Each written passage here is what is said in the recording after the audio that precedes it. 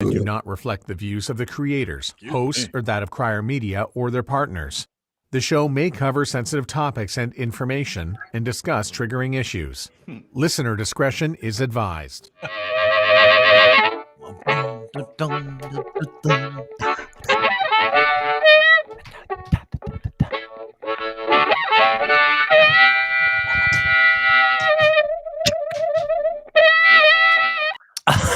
You do it one more time. Hi, everybody. Welcome to the program. My name is Dean. I regret that we have to actually do that. Why? I think it's funny. Well, I think it's funny too. Don't get me wrong, because it's a statement about the world of content entertainment. If some of the things we discuss trigger you, that's where we're at. I love it. Because everybody's like, I might get triggered. Maybe I'll watch it. It's like legally speaking, though, it's a safety measure. Yeah, 100%. But you can be upset about it, and I understand that. But for everybody who has an issue with everything, because it's just the time we live in, issue. You get triggered by two guys talking about whatever. Who cares? Penis size. You get triggered by two guys talking about stoicism. We talked to Moskrop yesterday, but you get triggered by talking about Costco hot dogs being $1.50 and that being a cult in itself. You get triggered by that, then don't listen to this show, because that's Dean. There are many examples outside of those very few content examples that you brought up where I have felt like maybe we should have played the right.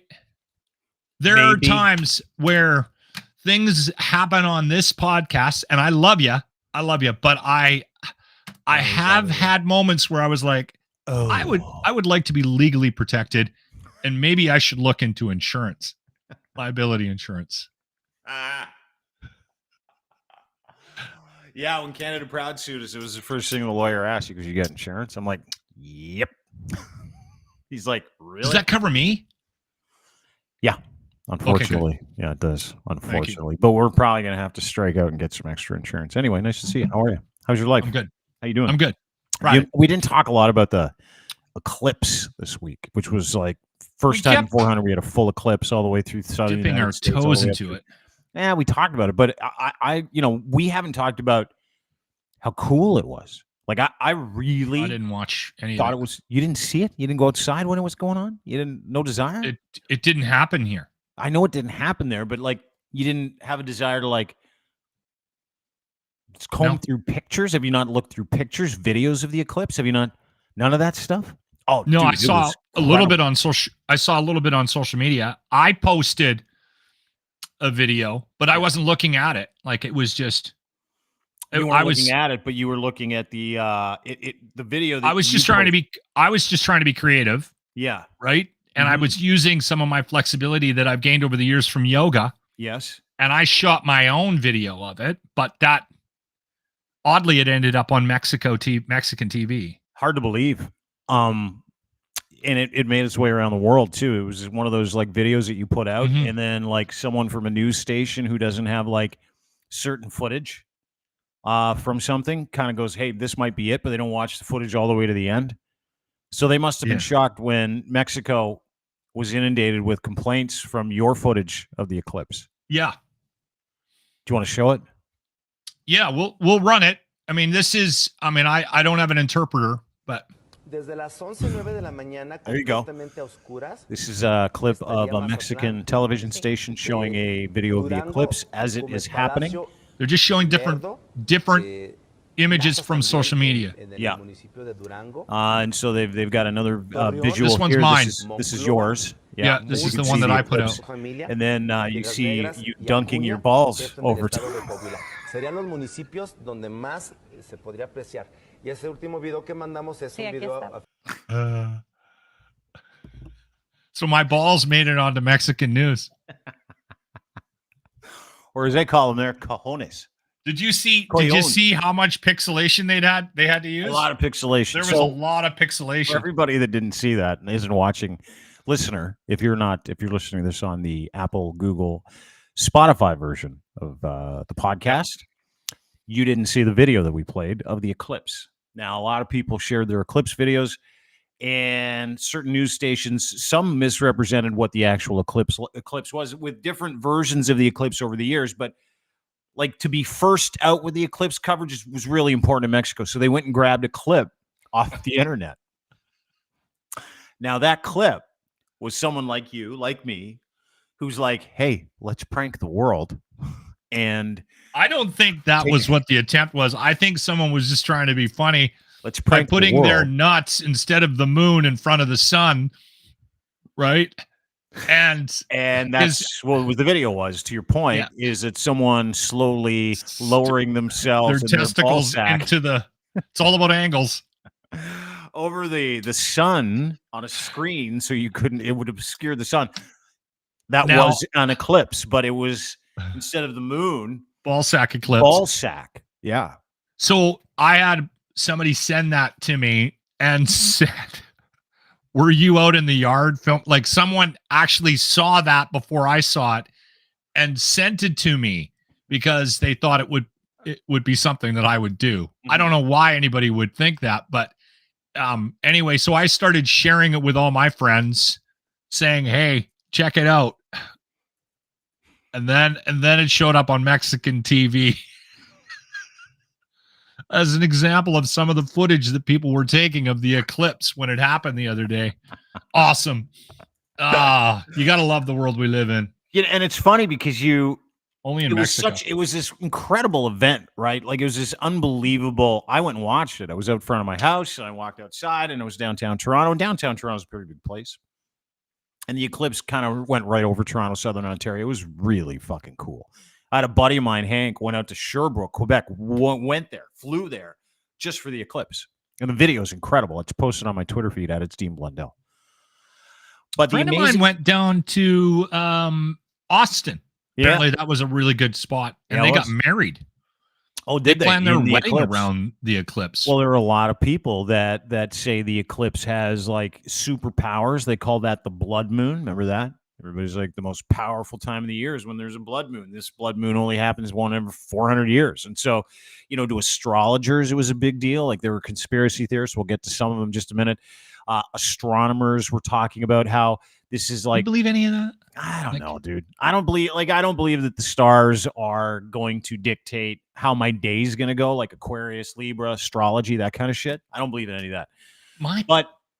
I mean, it's pretty fucking weird that, on a day like that here, how eerie it was, how quiet it was in Toronto. Yeah. Like, in your downtown Toronto, 3:00 in the afternoon, I see it start to get dark. I look south and it is pitch black at 3:00 in the afternoon. North of me on Dovercourt, north of me was like super bright. And if you go and look at the video that I posted online, it is wild because your body and your mind and your brain, you're used to going, 3:00 in the afternoon, it's light, but it got dark super fast. Like, those big storms that roll over Alberta, turn the sky green and black. I love those. Times that by 10, it was pitch black. Yeah. And on top of being pitch black, it was overcast. Like, you couldn't actually see the eclipse from where I was because it was cloudy and it was raining, right? But it was like you could hear a pin drop in the city of Toronto. Toronto's one of the biggest cities in the world, one of the busiest cities in the world. It's a mega city. Everybody stopped. And I was driving just before the eclipse, and you could see people like lined up at the side of the roads, lined up outside of work. Everybody's got the glasses on. It was overcast. You couldn't see shit. Made me laugh my ass off. But the darkness and the serenity, and I don't know what that means in terms of astrology because I haven't looked into it. It was the weirdest experience, top 5 weird experience I've had in my life. Just actually being in the area where the total eclipse was. So for me, I'm not one of those guys that sits down and reads this stuff or studies it. There's a lot of astrology in the yoga world. Mm-hmm. Like there's a science, there's a wing of it, an arm of yoga where you can study the astrology. And the thing that's eerie for me is I've seen the odd thing. Yeah. And it's bizarre when you start to actually look at what's happening in the world, not just personally, but in the world. And the implications from the people that study this. Like, okay, we're going to be in the time of Saturn, and that means this, and then the pandemic hits. Yeah. Right. Like we're in the time of retrograde, and this is a time of change. And Venus is going into Uranus, I don't- and you get a heads up, look out, because that Dean, means that all the Dean, white Dean, people Dean, in the Dean. world are going to get scabs on their we're face. we're on the same page. Gotcha. Where I find it strange, like I've said this out loud. If you go on a date, like let's say you meet a nice young lady online, and you head to the bar to have a couple of drinks. Okay. Yeah. And within a couple of minutes, she starts talking about her moods and how they're connected to Her chakras. the moon and I would suggest you get back in your Toyota and go home. Peace out. Yeah. Get out of there as quickly as you possibly can. Now, 100%. listen, if you're into it and that offends you, I apologize from the deepest portions of my heart. Why? But I just think you can spend too much time looking into it. Now, here's what I will say. I have also had people in my life that are into this that have, and it's not my wife, people in my life that have decided that this is a thing. Yeah. And they will go out of their way to share things with you about maybe numerology, maybe your birth date. And whenever Which crystal anybody- works best for your genitals? To wave over your Okay. genitals, that kind of stuff. I grew up with hippies. Yeah, I so know. I've seen this kind of stuff before in my life. And I will say this. I've been shocked at how much somebody can say about me and who I am and the type of person that I am based on when I was born and what my sign might be and my connection to the next sign. Like that stuff does kind of freak me out a little bit because quite often it's very bang on. Have you seen anything like that? Has anybody ever? Yeah, I don't look into it though. Like it's like revisionist history, you know, where someone's like, "Hey, you know, the Simpsons predicted this." Like, what are we gonna fucking call Matt Groening a futurist, right? Like, Well, actually, that's actually kind of crazy how much he's predicted. yeah, He but predicted some of those Trump things. becoming president. I know, but that's because he knows America. He knew at some point America would go, "Hey, you guys are gonna go fucking insane. You're gonna vote some con man." But there's a lot of Walton people in the Pitts United guy. States of America for Because him the to United States predict is a that. pit country. Yeah, I know there are a lot of people in the United States, but the guy ran for president every year since he was like 32, and he finally broke through one year because he had all kinds of help from Russian oligarchs, and the entire country of America was like, fuck politics. They were like, fuck politics before we were fuck politics. And then they put Trump in, and they're like, holy shit, that guy is psycho. Right? And so, I don't know, like the stars, God, everybody had a piece of the eclipse is my point. Like, Yeah. and some of the shit that came out of it, like Marjorie Taylor Greene, that psycho, a Republican congresswoman who said on Twitter She's crazy. that the They put earthquake mics in combined front with of her. the eclipse were strong signs that God was telling Earth to repent.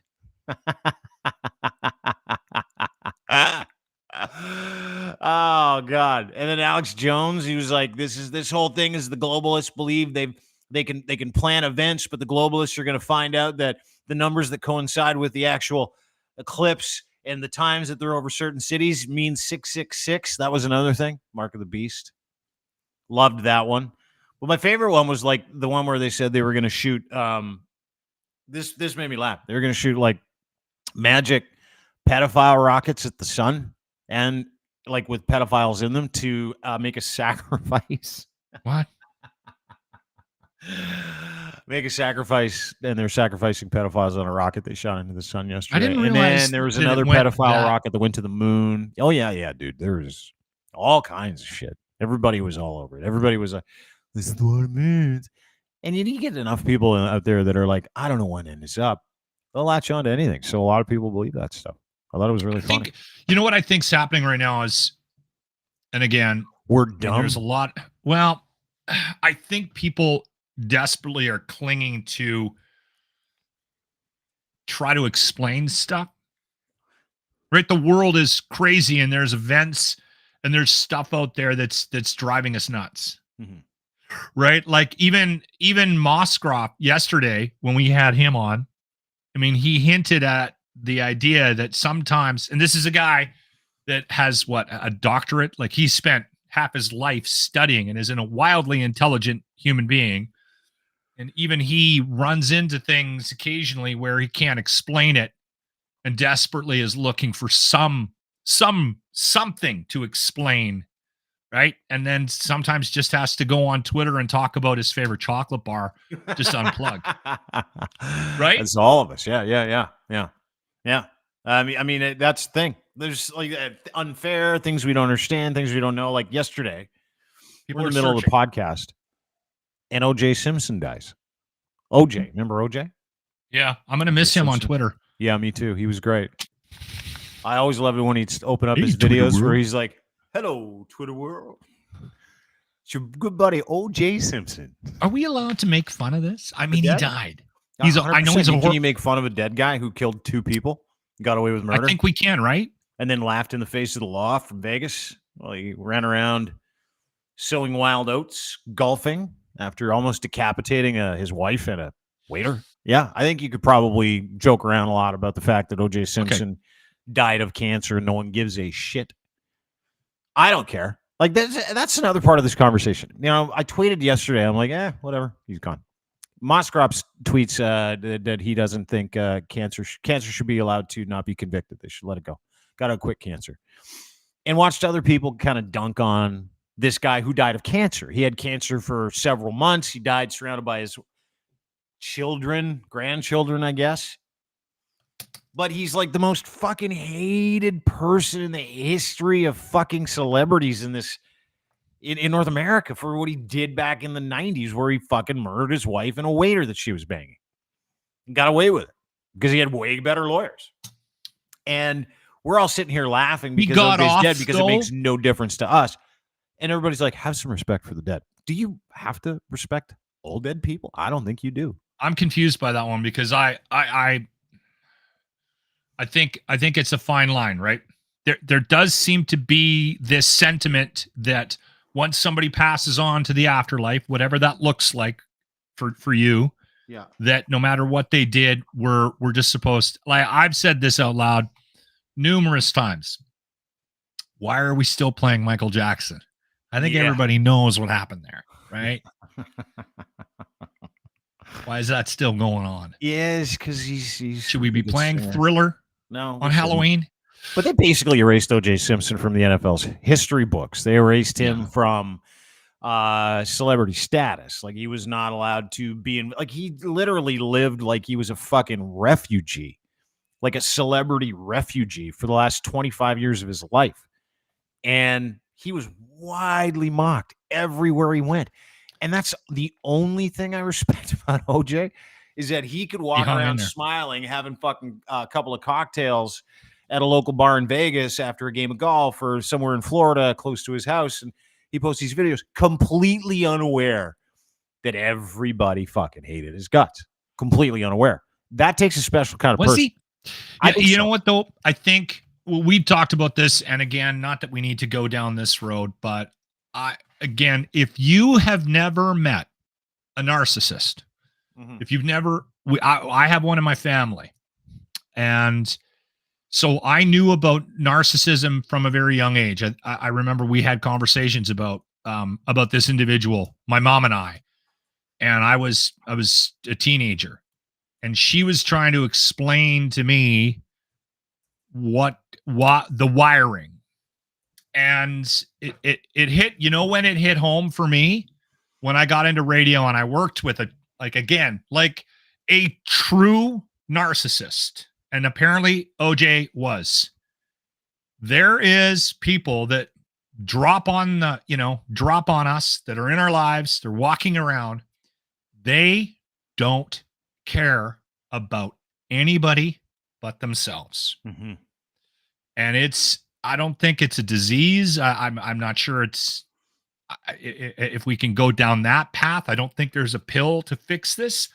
There are people, and you might know them, and I'm not talking about selfish people. I'm not talking about people with an ego. I'm talking about this person does not care about anybody but himself. Mhm. Trump's one. My uncle is one. Like, they will do whatever they can to get whatever they want. And again, you'll know it when you meet one. I have one in the family. I worked with one. And when you're surrounded by them, here we are. We're doing it. Well, we're doing it. I didn't want to go down this path. When you're surrounded by somebody who is a true narcissist, Yeah. who has no sense of empathy, who doesn't care what you think, they have different goals. Some of them are sexual, some of them are money related, some of them are career related. When you meet one, there's so much confusion in the circles that they travel because people are trying to understand them, right? They're like, why would he do? I don't understand why he would do that. And I remember when I worked with this one individual, and I was aware of what narcissism was, and I knew that he was a severe narcissist. I would be involved because I was sort of on a managerial in a managerial role. There would be like, I don't get it. And I just kept saying out loud, he doesn't care what the consequences are. He's going to say whatever he thinks he needs to say to make you feel better about whatever the situation is. He's going to do it again. No. That can't be possible. And they continue to get away with it because the people in their lives who almost become codependent, even if you're not even codependent, you become codependent because you're so confused by their actions and so confused by what they're doing. Yeah, you want to figure it out. You're trying to figure it out. You're trying to give them in your own mind, you're going, why would he? I don't understand that. And we're dealing with that right now on sort of a national, global front with Trump.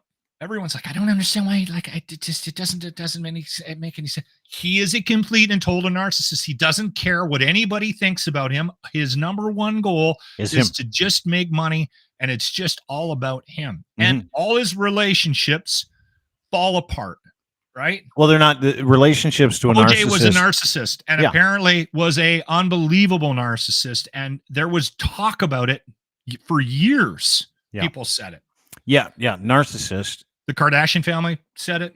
Yep, everybody did. And to that point, that's why he did what he did, and that's why he's always smiling. But narcissists like that, like really rich, famous narcissists, they've been rewarded for it over time, so they feel like they can do no wrong. Like Elon Musk. Okay, I'm not going to talk about Elon. I'm not going to go through whether he's successful. He's definitely a narcissist. Absolutely a narcissist, because the only thing he cares about is being at the top of the news cycle, right? As long as people are talking about me, as long as I'm the guy, as long as people look at me like I'm the guy. And those are the people I think are the most interesting in the world, are those people that can create this alternative reality about what they are. Yeah. Right? Where it's like, no, I just want people to think that, because those people are made out of different stuff. That's why so many of them are incredibly successful, right? Yeah. They don't care who they fuck. They don't care how they get fucked. They don't care about paying anybody back. They don't care about doing the right thing. They never care about the truth, because none of those things matter when their needs are the most important needs in their universe. Like, nothing else matters, to the point where you can justify literally doing anything to anybody, right? What also ends up happening? O.J. Simpson in a fit of rage, killing his wife and a boyfriend. Things didn't go his way. And so he's like, come, you got to kill you now. And it was totally acceptable in his mind to do that. Like, it's totally acceptable for Donald Trump to do and say the things he's doing. Totally acceptable for people who don't give a fuck about your safety or my safety or our mental or emotional well-being to do and say the things that they do. By and large, politics has become an industry of narcissism in that capacity. But Dean, not only that, most companies employ them.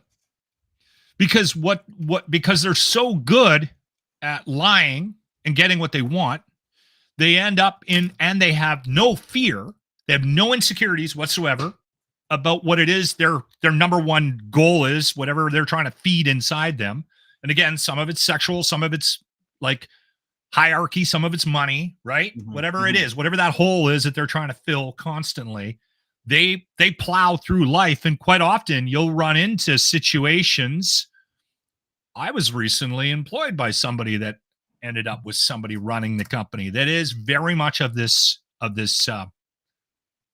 personality type. Absolutely. And because they'll do they anything. run companies. They take over things. They get into politics. They take, and that's the scary thing about politics right now. We don't have people in charge. No. On a mass level, because who in their right mind would get into politics right now? Well, I'll tell you, that complete and total narcissist whose number one goal is to just take control over things and to benefit themselves. And to take as much as they can for themselves for doing as little as possible. And that's the beauty of a narcissist. Every great company needs one. A really fucking good one. That's the problem. Can you find a narcissist with a sense of humanity? Really tough, right? That's why they're really good at being CEOs, being CFOs. Why? You know what? Because they can go in, look at a guy like you with zero education, no radio experience, no business experience, no business doing the job they do, because they've been brought in to do one thing and one thing only: fire everybody. Treat people like shit. And it takes if you have never fired somebody, and I've fired people, if you've never fired somebody and you don't know what that feels like, it's the worst. You're changing someone's entire life. You're not giving them bad news. You're giving their family bad news. You're giving their friends bad news. You're destroying their psyche. You're destroying their emotions. You're really hurting them in the moment. Sometimes you set that person free. Sometimes you don't. But it takes a very special person to put 4,800 people out of work in one day. It takes a very special person. And what is that person? What do all those people have in common? People that can do that with a smile on their face because they know they're going to get a big fat head count check as a bonus for being a dickhead, is they enjoy it. They enjoy the power that it comes with. You might actually see some enjoyment on their face. Here's another thing that they'll do, because a lot of times what ends up happening is the narcissist will quite often be fairly intelligent, and because they are hyper focused on that one thing, so they learn a lot about how to manipulate situations. So quite often you'll see somebody that is a narcissist, and it's obvious. You know, once you meet one or meet a couple or have one in the family, it's easy to sort of pick out the traits, right?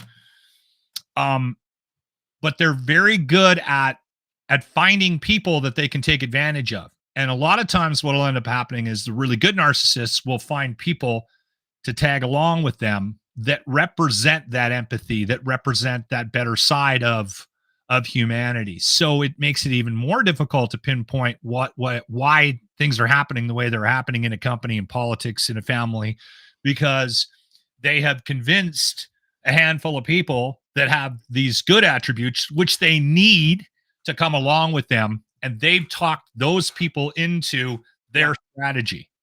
So the same guy, like when you're hammered and you shouldn't be hammered, it's like a 2:00 on a Tuesday, and you're with people who aren't hammered. They've had a drink and you've had 6 or 4, 5. If you're me, 8.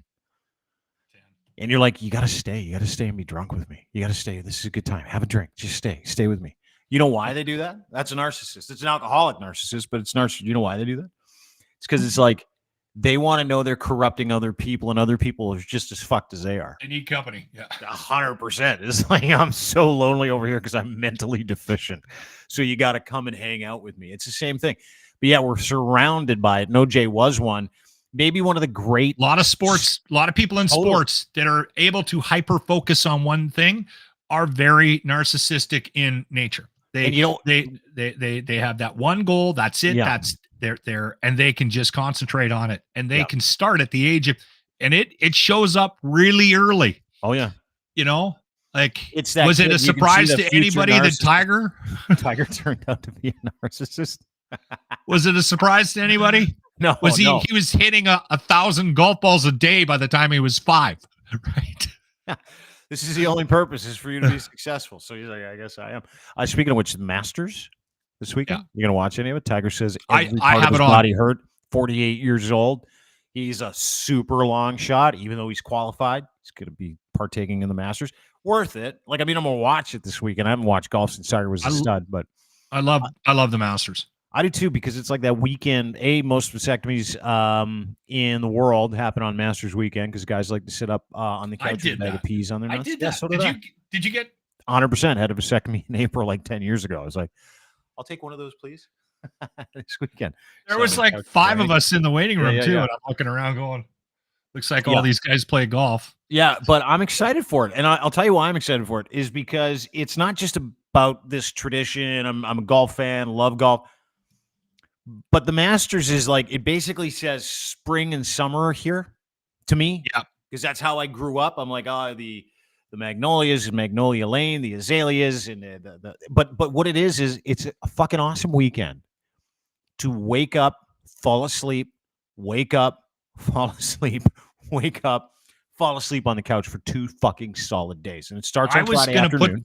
I was going to put the game, our Masters on behind the TV behind me, but I was like, Dean will be upset if I'm like. If you turn around and watch, I haven't watched 1 second of it. I've got a PVR. I'm going to go watch Thursday today, later on this afternoon. But dude, that is my weekend, Masters weekend. It is a tradition. You want to hear what I do? Yeah. I get a big charcuterie board for the entire weekend. There you go. Cheese, eggplant. A lot of people don't like the eggplant. I don't like the eggplant. Crackers. It makes me gassy. Pickled antipasto stuffs, and I eat it through the course of the entire weekend. And I usually get a charcuterie board, like a $300 charcuterie board. Really? I've never done that. Well, it's got to last Friday. It's got to last Saturday. It's got to last Sunday, right? So that's what I do. And then I'll eat until I fall asleep. And then I'll fall asleep to Jim Nantz going, and a tradition like no other.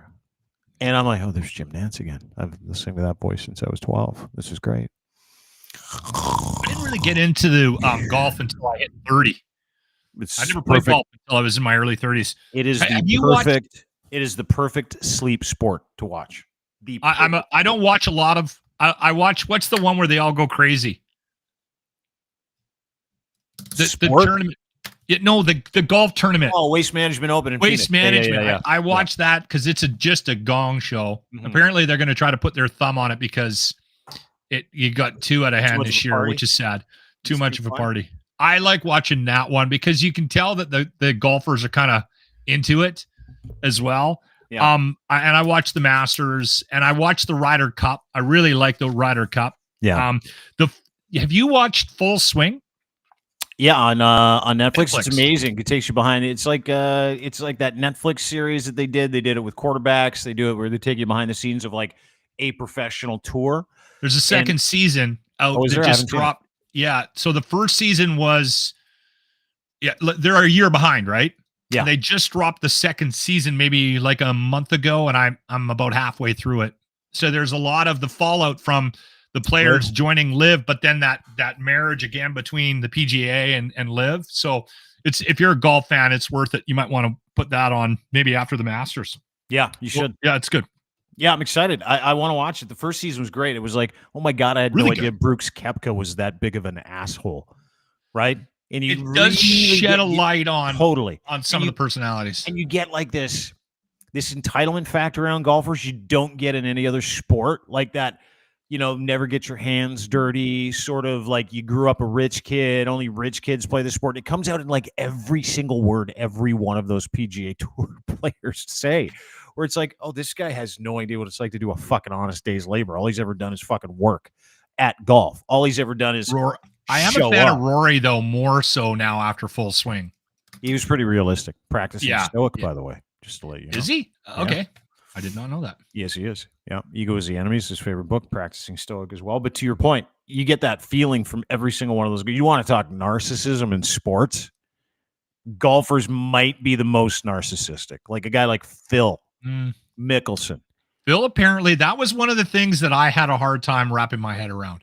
That he was that how much of a cock? How much of a dick Phil was. And that has been supported by numerous people inside and outside the game. And I'm like, wow, that's too bad. I always sort of cheered for Lefty a bit. One of my very good friends is a former Canadian PGA Tour pro. His name is Ian Leggett. And he won the Tucson Open years ago. 2004, Salt Lake? I know, Ian. Wasn't there a conversation about getting him on the podcast? Yeah. He's down in Florida. He's a golf pro now. He's doing great. Doesn't play anymore. And listen, I've hung around with him lots. And he's not a guy that tells stories out of school. Like, he would not shit talk his fellow colleagues on the tour. But there was one dude that he said is universally fucking hated by every single golfer that shows up to golf every single weekend, no matter if he's in the tournament or not. And it's Phil Mickelson. And he goes, dude, you know how much of a dick this guy is? And I'm like, yeah, I do. Of course I do. Of course I do. I love these stories. He said he's following Weirzy. Can't remember the name of the tournament. Following Weirzy. Weirzy's in the lead. He's paired with Phil. Phil is slowly fading, right? Even though he's paired with Phil in one of the second last or last groups. And Phil has no skin in the game. He's like, not going to win. He might come in top 10. Doesn't matter. He's bailing on the back nine. He sucks. And so Mike's got a real chance to win this tournament, Weirzy. Like, a real chance. Gets up on 18 to hit his golf ball down the middle of the fairway in the middle of Mike Weir's backswing. Phil, who's out of it, opens up a bag of chips. Apparently he did a lot of stuff like that.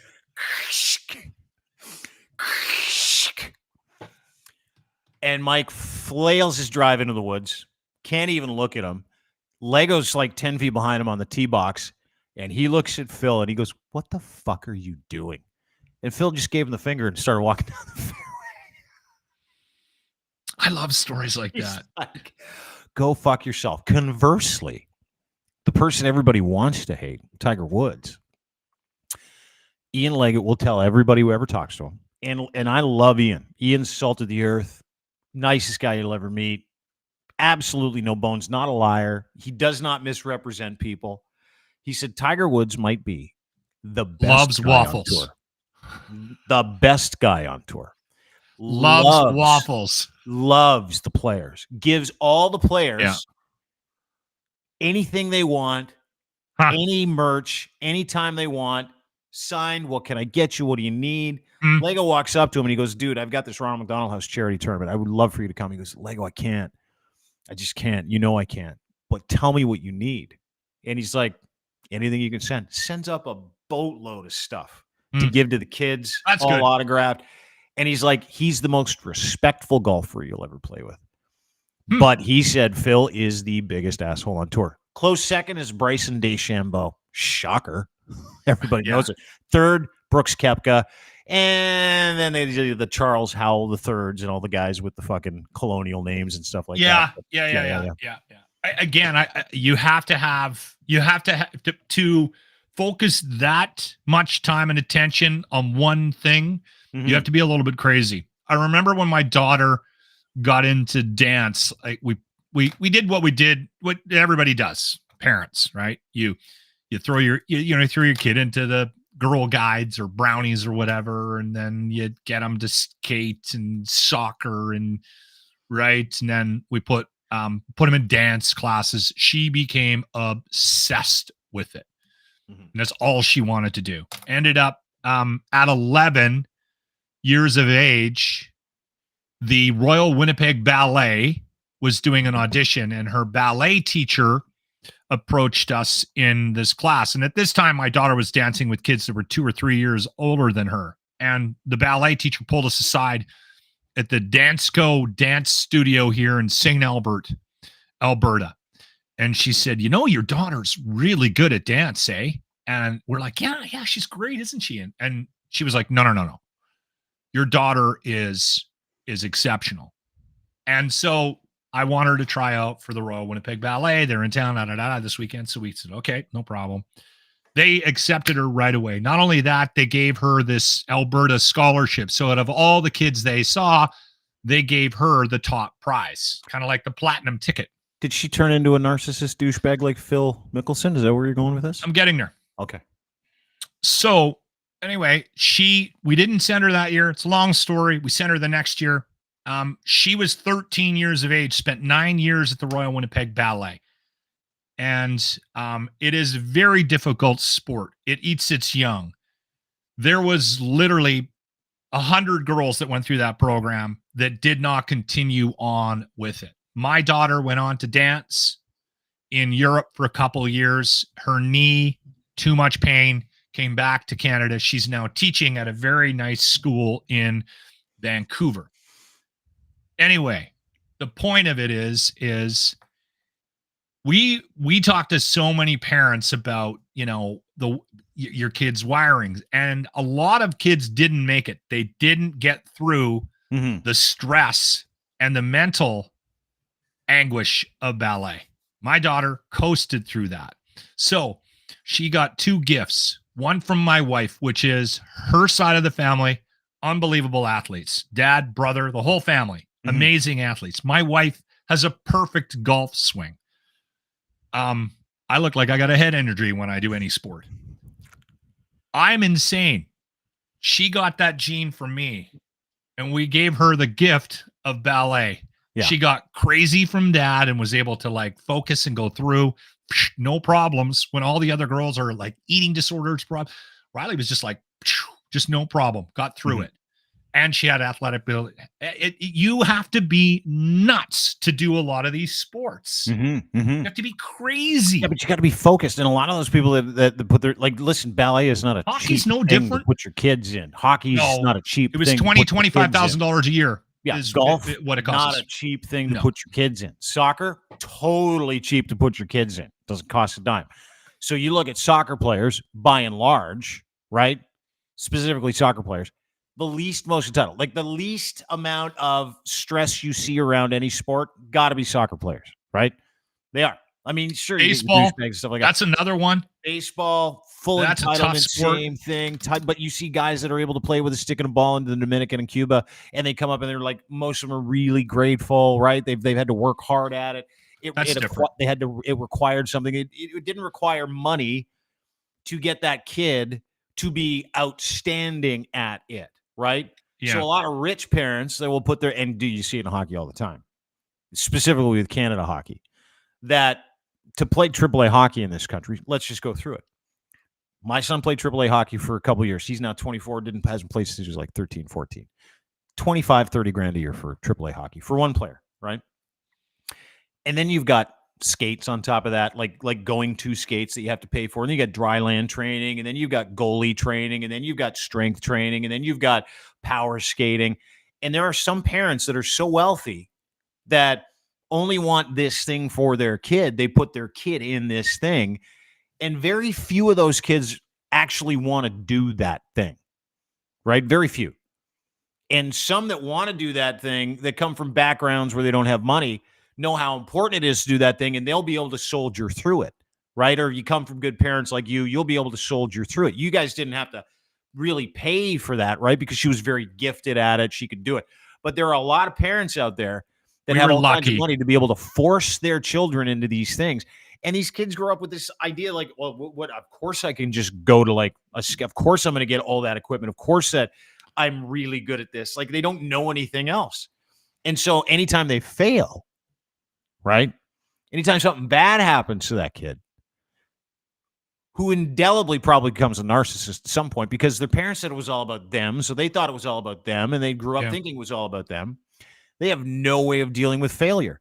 There's a downside to this too. People that don't go through a program like that is because they failed once or twice, and it was way too hard. It was so unfamiliar because they were told, like Phil, like every other rich kid, that they were special. They could do no wrong. It's the worst thing you could tell a kid. You're special. No, you're not. You're not exempt from the business of life, dude. Failure's a great teacher. Go and do it. Failure and the unwillingness to learn from it because your family's super rich and they don't like consequences either, that creates narcissists big time. The sad thing about this is we were lucky with Riley, my bluebird, the dancer, because we never forced her to do it. She took us on this path because she was so hyper-focused on it. It was all she wanted to do. For her, I think her 8th or 9th birthday, she wanted a ballet bar in her bedroom. So we literally reorganized her child bedroom to put a mirror up and a ballet bar so that she could practice at home. That's what she wanted for her birthday. But the sad thing about this is you mentioned it. They don't know what consequence is. They don't know what failure is. They don't know how to deal with it, and quite often aren't given the tools, especially somebody who's very successful, to deal with it. And it's been an ongoing concern. I was watching a story, obviously, with the NCAA, the March Madness, and that tournament just wrapping up here not too long ago. Lots of focus on that on the sports channels. But there was one story about the number one cause of death with student athletes in the United States. And it's not number one yet, but it's just about, is suicide. I think I think suicide is number 2 to heart attacks, of all things. But guns? Anyway. You sure it's not gunplay? No. Gun violence? It's got to be up there.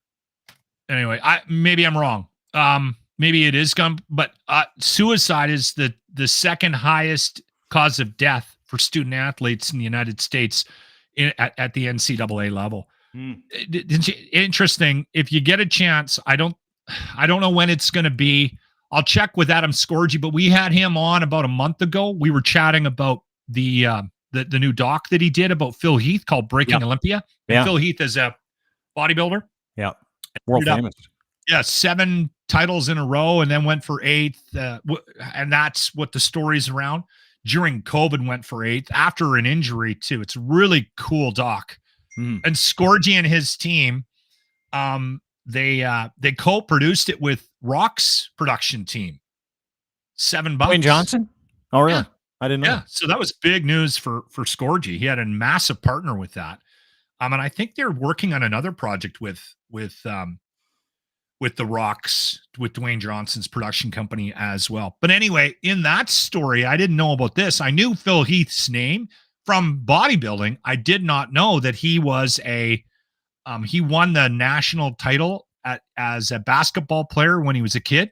Oh, did he really? For an NCAA went to college and didn't quite do as well, obviously, right? And had a lot of depression and talked about very openly in the doc about thoughts of suicide while he was in college and university in Denver. I think he was in Colorado when he was playing ball. All right. Because he wasn't doing well, had an injury and wasn't making the team. And so that is a great doc. But that's something to be very careful about. You're going to run into this. If you're having kids right now, or your kid is excelling at something, keep an eye on that.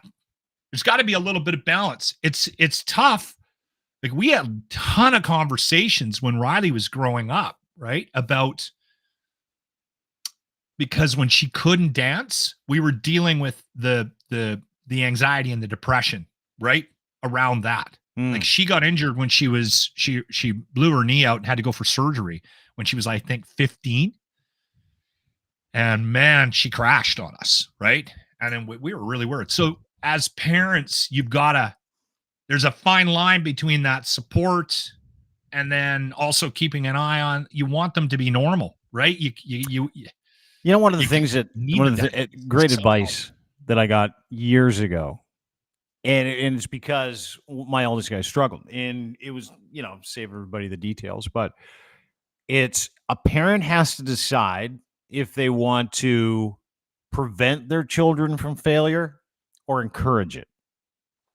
Yeah. That's what you have to do as a parent. You want to prevent your kids from failure, ever seeing it, ever learning how to deal with it, ever learning how to get over a hard thing, learning how to tell the truth, learning how to say, I'm sorry, learning how to stand up and be accountable for mistakes you make, learning how to not make mistakes in certain areas or not repeat the bad ones.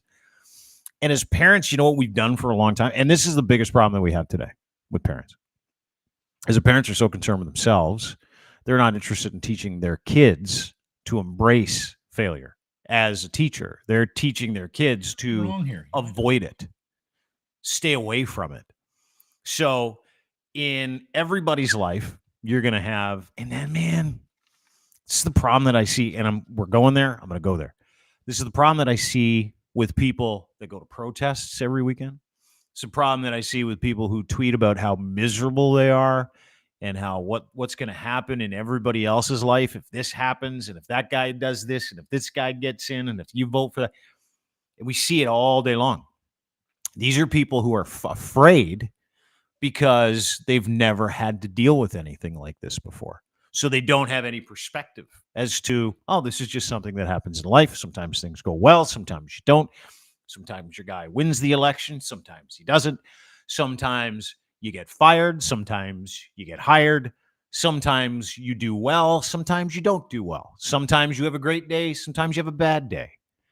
But it is amazing watching how many parents that I talk to on a daily basis who kids still struggle, and those kids struggle the most. Parents who prevented their children from falling down the stairs. Parents who prevented their children from failing an exam because that just can't happen to your child. So you go in and you're like, I'm going to stand up for my kid, even if that kid did something wrong or they didn't do their job.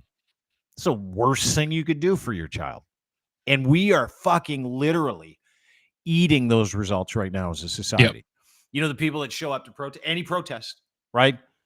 The crazy woke weirdos on the left that show up to protest against something, and then they beat the shit out of people at that protest saying we're the better people, and the people on the right are like, they do the same thing and say we're the better people. Those are those kids. Those are those people that have never had to go, I got to figure this out for myself. You might not be wrong. I need to get on top of this world. I need to get on top of these issues. And I know this is a fun fucking conversation for some people, but it is true. It's the truest of true. Any single person that says to themselves or you that life didn't meet their expectations or it is too hard, we're all living the same fucking thing. And that is a result of terrible fucking parenting. Period. Stop. You might not be wrong. I'm trying to think of examples from being a parent, from being a father, with my girls, where we taught them accountability. And I will say this, God love my wife. She did most of the heavy lifting on the parenting side of things. We know that. That's why you ended up with two great kids. My kids are awesome. I remember my daughter, at one point, she was going on a field trip, and the teacher, I don't know, they were going swimming, or it doesn't matter what it was. The teacher was trying to get permission slips from the parents. And so she calls out my daughter in the middle of the class and says, all right, I don't have permission slips from so-and-so, so-and-so, and so-and-so. And Natasha, my oldest monkey bird, she didn't have a permission slip. So she took it and signed it. And while she was walking out, put it down on the table and said, my parents are not going to sign this. They've told me countless times that I am responsible for myself and what I do. She's in the 5th grade. So if you want to, no, she was in high school. She goes, if you want to call them, that's fine. That's up to you. Yeah. And if you don't want me to go on this, but I am not taking this slip home. And she brought up something the teacher said in the class to strengthen her position about how they had to sort of take responsibility for themselves. She goes, well, this is me taking responsibility for myself. And I think she said, and we're going to, I'll swear, we're going to the fucking pool. Which actually I think my daughter may have said. Probably. She's your daughter. It's not like we're going to New York. Yeah. Right? For a week. Swim down the street. It's no big deal. I can go. We're going to the pool. This is ridiculous. I have to get my dad to sign this pink slip. Dude, you got to sign like more than one waiver now to go to the pool. You got to sign a thing that says you're kicking goal, and you got to sign a thing that says if anything happens to my kid, like if he drowns, it's not your fault. That's the other thing you got to sign. And I understand where the teachers are coming from, but I don't know what it was that we did specifically to instill that accountability in my daughters. Who but cares? both of them have it. And again, it probably was more so my wife than me. But interestingly enough, both of them are very strong-minded. They have capable, independent, not afraid of life. They're not perfect. They make mistakes. Yeah. And I remember when they screwed up, we would like, all right, well, you're dealing with this. Yeah. Right. Like 100%, dude. And that's the fucking other part, right? Yeah. For so many parents, they punish their children as opposed to turn the consequences on their children and say, this is something you got to fix. I can't do it. And they're like, can I get some help? And you're like, Sorry, you can't. Kids To are that not dumb point- either. Like, To that point, I got a phone call this year from my son, who's 18, he's graduating, his vice principal. She's like, Mr. Blundell, I just wanted to introduce myself. I'm so and so. I'm like, hey, how you doing? Nice to see you. It's a bunch of nice stuff about Jake. He's getting some awards. Really nice stuff That's about cool. Jake. It's like, but I've never met you. I've met your ex-wife several times, but I've never met you. Have you come to parent-teacher interviews? I go, nope. Have you come to curriculum night? Have I met you there? No. I said, I got to be honest with you. And keep in mind, my son's gone to the same high school for the last 4 years. I said, I've never set foot in your school. She's like, I find that hard to believe. I said, no, that's not my place. That's his place. He's in charge of himself. He's in charge of his behaviors and all the consequences that come with it. And so I do not insert myself into my son's stuff. So if he's got something that he's got to deal with you or anybody else at school, he'll come home and we will talk about it. And then he goes back into school armed with good for a you. bunch of great information and the idea that in his response to whatever it is he's responding to, that will curate his karma, his future, and what happens. So that's how we deal with things here. And she's like, I've never heard that before. 1,500 people at that school, 1,500 kids. She goes, I've never heard a parent talk like that. I go, how long have you been a teacher? She's like, 30 years. I go, really? You've never heard someone go, not my place, that's my kid's place. I'll deal with him as a human being. And when he goes to school, that's his practice. That's where he practices for the rest of his life, is in school, how to be, how to do, and how to take charge and how to be in control. And she's like, oh my God. Why was she calling? I want to know why. Well, because he's getting a bunch of awards. And Oh, she's okay. like, I just wanted to introduce myself to you. You've never been to the school, or I've never seen you here. Bunch of nice stuff about my son, Jake. He's a whip. And you know why he's a whip? Because I let him fail. And I let him figure it out. And I empowered him to do it. And I never punished him or prevented him from his own consequences. Not once. I went to one parent-teacher meeting, and I got into a fight with the teacher over being a Habs fan, and because they were in French immersion, and I said, "You will not brainwash my child into becoming a Habs fan. If my daughter comes home, starts cheering for the Montreal Canadiens, I'm pulling her out of the school." My wife was so mortified. I was trying to be funny, but there was this teacher did not see the humor in it. Yeah. And I even started pointing out, like, there was posters on the wall of like Habs players, and I'm like, no books, no curriculum, nothing. I don't want any Montreal Canadiens. And again, I was doing a bit of a bit. Yeah, like joking. a You're shtick. trying to create a little relationship. You're trying to Didn't- play it off a little bit. That's the last parent-teacher meeting I ever went to. Probably. I have some advice. Yeah. By the way, I went don't to like to- all the I don't- parent-teacher meetings of my oldest kid. Always stood in the way of his consequences. He went to rehab twice by the time he was 19. Yeah. So if you would like a great example of someone who's lived those consequences and who knows a better way, call me. I'll walk you through it. The one thing I try not to do is I try not to give people advice on raising kids, because I think it's a slippery slope. Yeah. And everybody has a different sort of idea on how to do that. No, I'm right. That's No, why you might be right, and I'm not going to take that away from you. And the accountability piece is huge, and you've seen it. Did worked for me. Did work, but I say this: if anybody, because people have an idea of who I am, right? Yeah. I think people will, judge me and put me in some sort of a box or whatever, and they probably think my kids are, or a gong show or whatever. But then when they meet them, anybody in my life who's ever met my kids will go, this doesn't add up. Like this over here, this Lochlin cross from the locker room, 30 years of, radio, morning radio, and then these kids, these well-balanced, sort of polite, confident young ladies, that doesn't make any sense, especially if they don't meet my wife, which she sort of brings things together.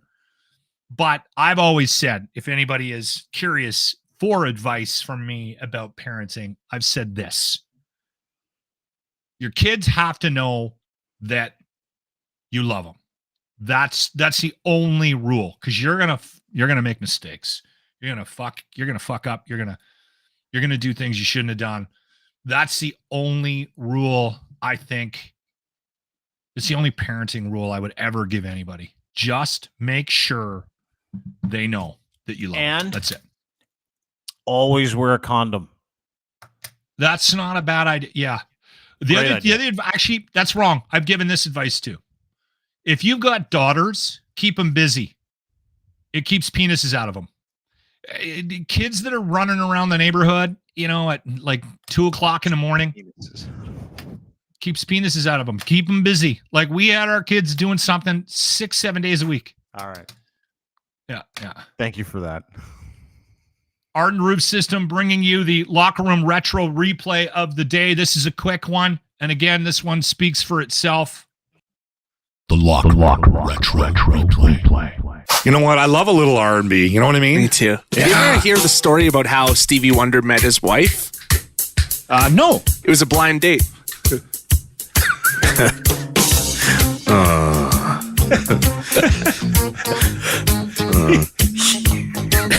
You might be the worst human being I know. There you go. A quick one. That's brought to you by Arden Roof Systems. Sign up for the Arden Roof Systems Charity Golf Tournament. Do so by going to ardenroofsystems.com.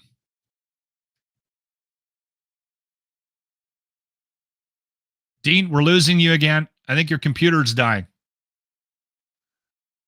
Anyway, this happened to us yesterday too, or the other day. I can't hear you. I'm gonna pull you out and come back in. Honest, maybe it's me. Anyway, while he's doing that, I'll find a way to sign off here. Okay. Dean, are you there? Nope. All right. One more quick note about the Arden Roof Systems Golf Tournament. If you go to ardenroofsystems.com, there's a sign up, and I want to make sure that everybody knows that the early bird wraps up at the end of April. So you can get yourself and a team in before the end of April with the early bird pricing. Okay. And again, ardenroofsystems.com. We're also brought to you by Fact Check and Muse. Okay. There you go. I'm going to sign off. Have yourself a good day, everybody.